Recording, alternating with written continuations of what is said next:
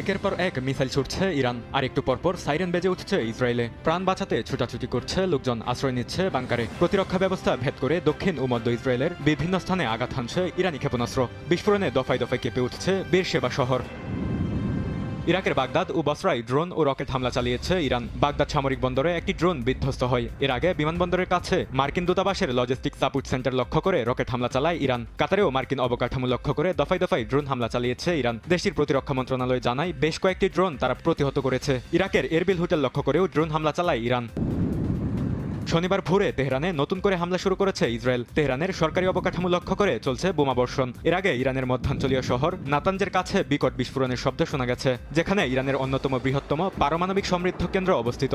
গেল এক সপ্তাহে ইরানে ৩,০০০-এর বেশি লক্ষ্যবস্তুতে আঘাত হানার দাবি করেছে যুক্তরাষ্ট্র।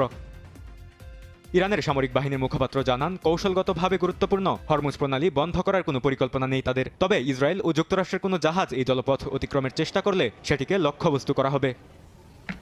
শুক্রবার জাতিসংঘ নিরাপত্তা পরিষদে ইরানের রাষ্ট্রদূত আমির সাইদ ইরাভানি অভিযোগ করেন, যুক্তরাষ্ট্র ও ইসরায়েল অপরাধ করার ক্ষেত্রে কোনো চরম সীমা বা রেডলাইন মানছে না। দুই দেশ স্কুল, হাসপাতাল, বিনোদন ও ক্রীড়া কেন্দ্র সহ জনবহুল বেসামরিক এলাকায় এবং অবকাঠামোতে হামলা চালাচ্ছে। তিনি জোর দিয়ে বলেন, এসব কর্মকাণ্ড স্পষ্টত যুদ্ধাপরাধ এবং মানবতার বিরুদ্ধে অপরাধের শামিল।